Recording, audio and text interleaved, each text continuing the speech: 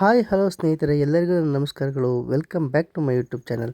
ಯಾರೆಲ್ಲ first time channel ನೋಡ್ತಾ ಇದ್ದೀರಾ, ದಯವಿಟ್ಟು ಚಾನಲ್ನ ಸಬ್ಸ್ಕ್ರೈಬ್ ಮಾಡ್ಕೊಳ್ಳಿ. ಹಾಗೆ ಈ ವಿಡಿಯೋ ಕೊನೆವರೆಗೂ ನೋಡಿ, ಲೈಕ್ ಮಾಡಿ. ಸ್ನೇಹಿತರೆ, ಬನ್ನಿ ಇವತ್ತು ಶಿವನ ಭಯಂಕರ ಅವತಾರಗಳಲ್ಲಿ ಒಂದಾದ ಭೈರವನ ಅವತಾರದ ಬಗ್ಗೆ ತಿಳಿಯೋಣ. ಭೈರವ ಇವನು ಸಾಮಾನ್ಯದವ ಅವತಾರವಲ್ಲ. ಇವನು ಶಿವನ ಅತ್ಯಂತ ಭಯಂಕರವಾದ ಅವತಾರವೆಂದು ಹೇಳಲಾಗುತ್ತದೆ. ಇವನು ನೋಡಲು ಕಪ್ಪು ದೇಹವನ್ನು ಹೊಂದಿರುವ ಹಾಗೂ ಶ್ವಾನವನ್ನು ತನ್ನ ವಾಹನವಾಗಿ ಹೊಂದಿರುವ ಶಿವನ ಅವತಾರವಾಗಿದೆ. ಶ್ವಾನ ಎಂದರೆ ನಾಯಿ ಇವನ ವಾಹನವಾಗಿದೆ.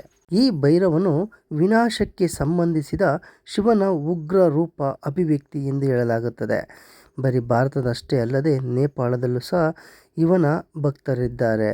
ಸ್ನೇಹಿತರೆ, ಇವನು ಶಿವನ ದೇವಾಲಯಗಳ ರಕ್ಷಕ ಎಂಬುದಾಗಿ ಹೇಳಲಾಗುತ್ತದೆ. ಎಲ್ಲೆಲ್ಲಿ ಶಿವನ 12 ಜ್ಯೋತಿರ್ಲಿಂಗಗಳಿವೆ ಅಲ್ಲೆಲ್ಲವೂ ಸಹ ಭೈರವನು ರಕ್ಷಣೆ ಮಾಡುತ್ತಾ ಇರುತ್ತಾನೆ. ಇವನನ್ನು ರಕ್ಷಕನೆಂದು ಕರೆಯಲು ಆಗುತ್ತದೆ. ಭೈರವನು ಬರೀ ಹಿಂದೂಗಳಿಗೆ ಅಷ್ಟೇ ಅಲ್ಲದೆ ಬೌದ್ಧರಿಗೆ ಹಾಗೂ ಜೈನರಿಗೂ ಸಹ ಸಮಾನವಾದ ಪ್ರಾಮುಖ್ಯದ ದೇವರಾಗಿದ್ದಾನೆ. ಸ್ನೇಹಿತರೆ, ಭೈರವ ಎಂದರೆ ಅಕ್ಷರಶಃ ಭಯಾನಕ ಎಂದರ್ಥ. ಕಾಲಭೈರವ ಹಿಂದೂಗಳು, ಬೌದ್ಧರು ಮತ್ತು ಶೈವರು ಪೂಜಿಸುವ ದೈವನಾಗಿದ್ದಾನೆ. ಇವನ ಆಯುಧ ತ್ರಿಶೂಲ ಮತ್ತು ದಂಡಪಾಣಿ ಕಪಾಲಗಳನ್ನು ಹಿಡಿದಿರುತ್ತಾನೆ. ಕಾಶ್ಮೀರಿ ಶೈವ ಸಂಪ್ರದಾಯದಲ್ಲಿ ಭೈರವ ಪರಮಸತ್ಯವನ್ನು ಪ್ರತಿನಿಧಿಸುತ್ತಾನೆ. ಪರಬ್ರಹ್ಮನಿಗೆ ಸಮಾನಾರ್ಥಕವಾಗಿದ್ದಾನೆ. ಸಾಮಾನ್ಯವಾಗಿ ಹಿಂದೂ ಧರ್ಮದಲ್ಲಿ ಭೈರವನನ್ನು ದಂಡಪಾಣಿ, ಕೈಯಲ್ಲಿ ದಂಡ ಹಿಡಿದವನು ಎಂದು ಕರೆಯಲಾಗುತ್ತದೆ. ಏಕೆಂದರೆ ಅವನು ಪಾಪಿಗಳನ್ನು ಶಿಕ್ಷಿಸಲು ಕೋಲು ಅಥವಾ ದಂಡವನ್ನು ಹಿಡಿದಿರುತ್ತಾನೆ ಮತ್ತು ಶ್ವಾನ ಅಂದರೆ ನಾಯಿಯನ್ನು ವಾಹನವಾಗಿ ಹೊಂದಿರುವನು ಎಂಬುದಾಗಿ ಹೇಳಲಾಗುತ್ತದೆ. ಭೈರವ ಎಂಬ ಪದವು ಬೀರು ಎಂಬ ಪದದಿಂದ ಹುಟ್ಟಿಕೊಂಡಿದೆ. ಇದರ ಅರ್ಥ ಭಯಾನಕ. ಭೈರವ ಎಂದರೆ ಭಯಾನಕ ರೂಪ ಎಂದರ್ಥ. ಭಯವನ್ನು ನಾಶ ಮಾಡುವವನು ಅಥವಾ ಭಯವನ್ನು ಮೀರಿದವನು ಎಂಬುದಾಗಿ ಕರೆಯಲಾಗುತ್ತದೆ. ಇಂತಹ ಭೈರ ಅವತಾರ ಮೂಲ ದಂತಕಥೆ ಶಿವಪುರಾಣದಲ್ಲಿ ವಿವರಿಸಲಾಗಿದೆ. ಒಮ್ಮೆ ಬ್ರಹ್ಮ ವಿಷ್ಣು ನಡುವೆ ಶ್ರೇಷ್ಠತೆಯ ವಿವಾದವನ್ನು ಪರಿಹರಿಸಲು ಶಿವನು ಬೆಳಕಿನ ಸ್ತಂಭವಾಗಿ ಕಾಣಿಸಿಕೊಳ್ಳುತ್ತಾನೆ. ಬ್ರಹ್ಮನು ಬೆಳಕಿನ ಸ್ತಂಭದ ಮೇಲಿನ ತುದಿಯನ್ನು ನಾನು ಕಂಡುಹಿಡಿದಿದ್ದೇನೆ ಎಂದು ಹೇಳುತ್ತಾ ಅಪ್ರಾಮಾಣಿಕವಾಗಿ ತನ್ನ ವಿಜಯವನ್ನು ಘೋಷಿಸಿಕೊಳ್ಳುತ್ತಾನೆ. ಅವನ ಅಪ್ರಾಮಾಣಿಕತೆ ಮತ್ತು ತನ್ನ ವಿಜಯವನ್ನು ಘೋಷಿಸಿಕೊಂಡ ದುರಹಂಕಾರಕ್ಕಾಗಿ ಅವನನ್ನು ಶಿಕ್ಷಿಸಲು ಶಿವನು ತನ್ನ ಉಬ್ಬುಗಳ ನಡುವಿನ ಪ್ರದೇಶದಿಂದ ಭೈರವನನ್ನು ಸೃಷ್ಟಿಸಿದನು ಎಂಬುದಾಗಿ ಉಲ್ಲೇಖವಿದೆ. ಭೈರವ ಶಿವನಿಂದ ಸೂಚನೆಯನ್ನು ಕೋರಿದಾಗ ದೇವರು ಅವನಿಗೆ ಅನುಮತಿಯನ್ನು ನೀಡುತ್ತಾನೆ. ಆಗ ಶಿವನ ಅನುಮತಿಯನ್ನು ಪಡೆದ ಭೈರವನು ಬ್ರಹ್ಮನ 5ನೇ ತಲೆಯನ್ನೇ ಶಿರಚ್ಛೇದ ಮಾಡಿಬಿಡುತ್ತಾನೆ. ನಂತರ ವಿಷ್ಣುವನು ಬ್ರಹ್ಮನ ಪರವಾಗಿ ಮಧ್ಯಸ್ಥಿಕೆಯನ್ನು ವಹಿಸಿ ಕರುಣೆಯನ್ನು ಮತ್ತು ರಕ್ಷಣೆಯನ್ನು ಬೇಡುತ್ತಾನೆ ಮತ್ತು ಆ ಇಬ್ಬರು ಸಹ ಶಿವನನ್ನು ಪೂಜಿಸುತ್ತಾರೆ. ಆಗ ಶಿವನು ಸಮಾಧಾನವಾಗಿ ಕಾಲಭೈರವನನ್ನು ಸಮಾಧಾನಪಡಿಸುತ್ತಾನೆ. ಇತ್ತ ಕಾಲಭೈರವನು ಬ್ರಹ್ಮನ ಶಿರಚ್ಛೇದದ ಮೂಲಕ ಬ್ರಹ್ಮ ಹತ್ಯೆ ಪಾಪವನ್ನು ಅಂದರೆ ಬ್ರಾಹ್ಮಣನ ಕೊಲೆಯ ಪಾಪವನ್ನು ಮಾಡಿದ ನಂತರ ಪಾಪದ ಸ್ತ್ರೀ ವ್ಯಕ್ತಿತ್ವವು ಅವನನ್ನು ಬೆನ್ನಟ್ಟುತ್ತದೆ. ಬ್ರಹ್ಮನ ತಲೆಬುರುಡೆ ಇನ್ನೂ ಅವನ ಕೈಗೆ ಅಂಟಿಕೊಂಡಿದ್ದು ಪಾಪದಿಂದ ಪ್ರಾಯಶ್ಚಿತ್ತ ಮಾಡಿಕೊಳ್ಳಲು ಭೈರವ 3 ಲೋಕಗಳೆಲ್ಲ ಸಂಚರಿಸುತ್ತಾನಂತೆ. ಅವನು ವೈಕುಂಠಕ್ಕೆ ಭೇಟಿ ನೀಡಿದನು. ಅಲ್ಲಿ ಅವನಿಗೆ ವಿಷ್ಣು ಮತ್ತು ಲಕ್ಷ್ಮಿಯಿಂದ ಗೌರವ ಕೂಡ ದೊರೆಯುತ್ತದೆ. ಭೈರವನ ಮುಕ್ತರ ನಗರವಾದ ಕಾಶಿಗೆ ಭೇಟಿ ನೀಡಿದಾಗ ಬ್ರಹ್ಮ ಹತ್ಯೆ ಅವನನ್ನು ತೊರೆದು ಮತ್ತು ಬ್ರಹ್ಮನ ತಲೆಬುರುಡೆ ಅವನ ಕೈಯಿಂದ ಬಿಡುಗಡೆಯಾಗುತ್ತದೆಯಂತೆ. ಇತರೆ ಇದು ಒಂದು ದಂತಕಥೆಯಾದರೆ ಭೈರವನ ಬಗ್ಗೆ ಇನ್ನೊಂದು ದಂತಕಥೆ ಇದೆ. ಬ್ರಹ್ಮ ವಿಷ್ಣುವಿಗೆ ತನ್ನನ್ನು ಬ್ರಹ್ಮಾಂಡ ಸರ್ವೋಚ್ಚ ಸೃಷ್ಟಿಕರ್ತನೆಂದು ಪೂಜಿಸಲು ಹೇಳಿಕೊಂಡನೆಂದು ನಂಬಲಾಗಿದೆ. ಶಿವ ಮತ್ತು ತನಗೆ 5 ತಲೆಗಳಿವೆ ಎಂದು ಗಮನಿಸಿದ ಬ್ರಹ್ಮನು ತಾನು ಶಿವನಿಗೆ ಹೋಲುತ್ತೇನೆ ಮತ್ತು ನನ್ನ ಶಕ್ತಿಗಳು ಶಿವನಿಗೆ ಸಮಾನವಾದವುಗಳು ಎಂದು ನಂಬಿದನು.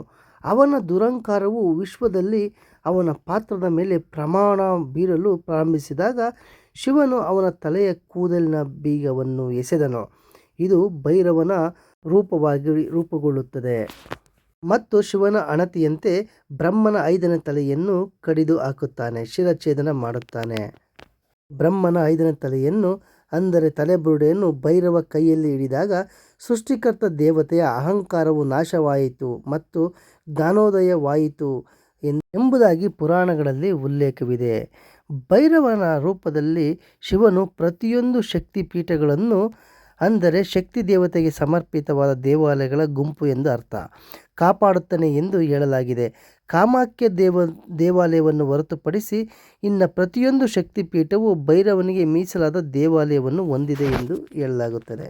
ಸ್ನೇಹಿತರೆ, ಈ ಅಭಿವ್ಯಕ್ತಿಗಳನ್ನು ಪಟ್ಟಿ ಮಾಡುತ್ತಾ ಹೋದರೆ ತುಂಬ ಅಭಿವ್ಯಕ್ತಿಗಳಿವೆ.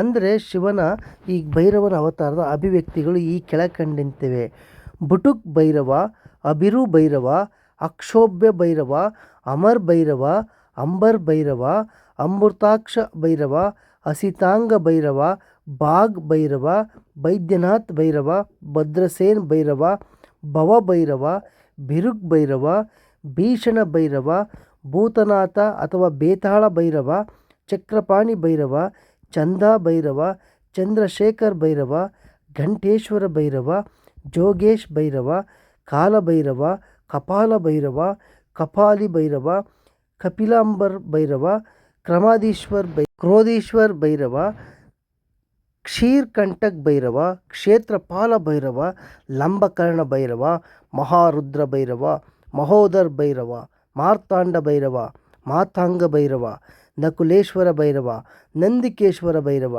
ನಿಮಿಷ್ ಭೈರವ, ಪಚಲಿ ಭೈರವ, ಪಾತಾಳ ಭೈರವ, ರಾಕ್ಷಸೇಶ್ವರ ಭೈರವ, ರುದ್ರ ಮಹಾದೇವ್ ಭೈರವ, ರುರು ಭೈರವ, ಸಂಬರಾನಂದ್ ಭೈರವ, ಸಂಹಾರ ಭೈರವ, ಸಂಹಾರ ಭೈರವ, ಸನ್ವಟ್ ಭೈರವ, ಸರ್ವಾನಂದ್ ಭೈರವ, ಶ್ರೈ ಭೈರವ, ಶ್ರೀ ಕುತ್ಕೈನಿ ಭೈರವ, ಸೋಮೇಶ್ವರ ಭೈರವ, ಶ್ವೇತ ಭೈರವ, ಸ್ವರ್ಣಕರ್ಣಶ ಭೈರವ, ತ್ರಯಂಬಕ್ ಭೈರವ, ತ್ರಿಪುರೇಶ್ ಭೈರವ, ತ್ರಿಸಂದೇಶ್ವರ ಭೈರವ, ತುಂಬೇಶ್ವರ ಭೈರವ, ಉಮಾನಂದ ಅಥವಾ ಭಯಾನಂದ ಭೈರವ, ಉನ್ಮತ್ತ ಭೈರವ, ವಕ್ರಾನಂದ ಭೈರವ, ವಕ್ರತುಂಡ್ ಭೈರವ, ವಾಮನ ಭೈರವ, ವಾರಾಹ ಭೈರವ, ವತ್ಸನಾಭ ಅಥವಾ ದಂಡಪಾಣಿ ಭೈರವ, ವಿಕ್ರಾಂತ್ ಭೈರವ, ಘೃತಾಕ್ಷ ಭೈರವ, ವಿಮೋಕನ ಭೈರವ, ವಿಶ್ವೇಶ್ವರ ಭೈರವ. ಹೀಗೆ ಭೈರವನ ವಿವಿಧ ರೀತಿಯ ಅಭಿವ್ಯಕ್ತಿಗಳು, ರೂಪಗಳು ಇವೆ ಎಂದು ಉಲ್ಲೇಖವಿದೆ.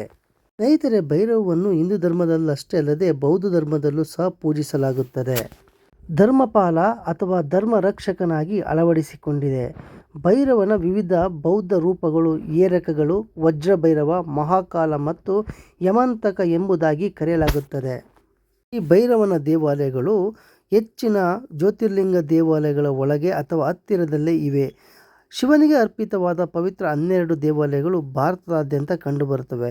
ಇವುಗಳನ್ನು ಕಾಶಿ ವಿಶ್ವನಾಥ ದೇವಾಲಯ, ವಾರಣಾಸಿ ಮತ್ತು ಕಾಲಭೈರವ ದೇವಾಲಯ ಉಜ್ಜಯಿನಿಗಳಲ್ಲಿ ಸೇರಿವೆ. ಪಾತಾಳ ಭೈರವ ಮತ್ತು ವಿಕ್ರಾಂತ ಭೈರವ ದೇವಾಲಯಗಳು ಸಹ ಉಜ್ಜಯಿನಿಯಲ್ಲಿಯೂ ಸಹ ಇವೆ. ಗೋರಖ್ ಕಾಶ್ಮೀರಿಗಳು ಶಿವರಾತ್ರಿಯ ಸಮಯದಲ್ಲಿ ಭೈರವನನ್ನು ಪೂಜಿಸುತ್ತಾರೆ.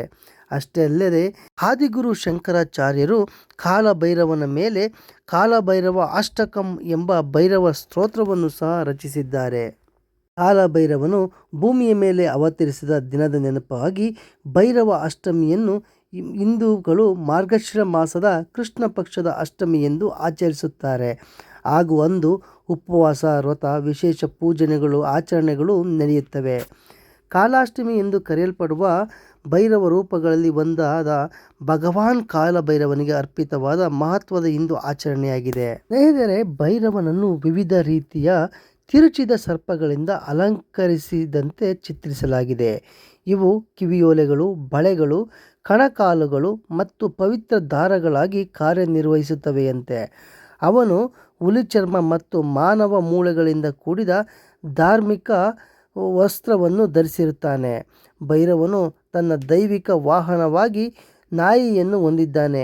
ಭೈರವಿ ದೇವಿಯು ಉಗ್ರ ಮತ್ತು ಭಯಾನಕ ಅಂಶವಾಗಿದ್ದು ಅವಳು ಕಾಳಿಯಿಂದ ವಾಸ್ತವಿಕವಾಗಿ ಪ್ರತ್ಯೇಕಿಸಲು ಸಾಧ್ಯವಿಲ್ಲ. ಭೈರವನ ಪತ್ನಿಯಾಗಿ ಅವಳ ನಿರ್ದಿಷ್ಟ ಗುರುತನ್ನು ಹೊರತುಪಡಿಸಲಾಗಿದೆ.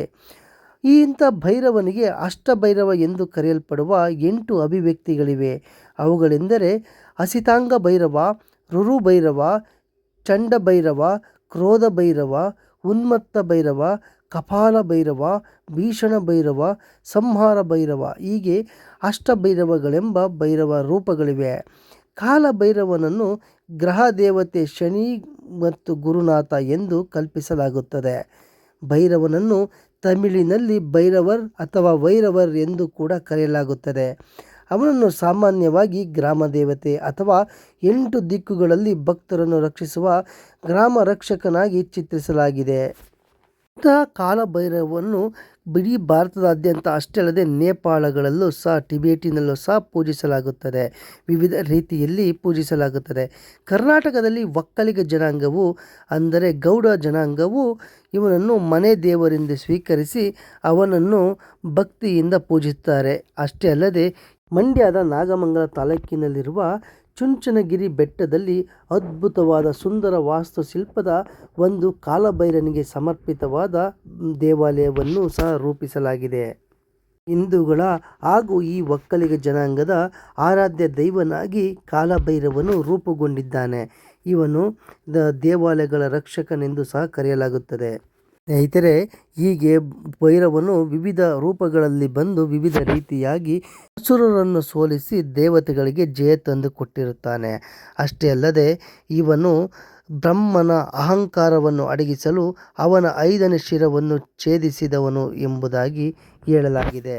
ಇಂಥ ಭೈರವನು ನಮ್ಮ ಕರ್ನಾಟಕದಲ್ಲೂ ಸಹ ಪರಮ ದೈವನಾಗಿ ಪೂಜೆಗೊಳ್ಳುತ್ತಾನೆ. ಅಷ್ಟೇ ಅಲ್ಲದೆ ಶಿವನ 12 ಜ್ಯೋತಿರ್ಲಿಂಗಗಳಲ್ಲಿ ಇವನಿಗೂ ಸಹ ಪ್ರತಿನಿತ್ಯ ಪೂಜೆ ಪುನಸ್ಕಾರಗಳು ನಡೆಯುತ್ತವೆ ಹಾಗೂ ಆ ಕ್ಷೇತ್ರಗಳ ಕ್ಷೇತ್ರ ರಕ್ಷಕನಾಗಿದ್ದಾನೆ. ಮತ್ತು ಮಹಾಶಕ್ತಿ ಪೀಠಗಳಲ್ಲೂ ಸಹ ಇವನೇ ಆ ದೇವಾಲಯಗಳ ಹಾಗೂ ಕ್ಷೇತ್ರದ ರಕ್ಷಕನಾಗಿ ಕಾರ್ಯನಿರ್ವಹಿಸುತ್ತಾನೆ ಎಂಬುದಾಗಿ ಶಿವಪುರಾಣಗಳಲ್ಲಿ ಉಲ್ಲೇಖಿಸಲಾಗಿದೆ. ಸ್ನೇಹಿತರೆ, ಹೀಗೆ ಭೈರವ, ಕಾಲಭೈರವನ ವಿವಿಧ ಅಭಿವ್ಯಕ್ತಿ ರೂಪಗಳು, ಅವನ ಕೆಲಸ ಹಾಗೂ ಅವನ ಹುಟ್ಟು ಹೇಗಾಗಿತ್ತು ಪ್ರತಿಯೊಂದರ ಬಗ್ಗೆ ತಿಳಿದುಕೊಂಡೆವು.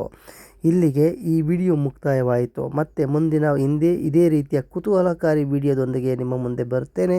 ಅಲ್ಲಿವರೆಗೂ ಕಾಲಭೈರವನ ಕೃಪೆ ನಿಮ್ಮ ಮೇಲೆ ಇರಲಿ ಎಂದು ಹೇಳುತ್ತಾ ವಿಡಿಯೋವನ್ನು ಮುಗಿಸುತ್ತಿದ್ದೇನೆ. ಮುಂದಿನ ವಿಡಿಯೋದೊಂದಿಗೆ ನಿಮ್ಮನ್ನು ಭೇಟಿಯಾಗುತ್ತೇನೆ.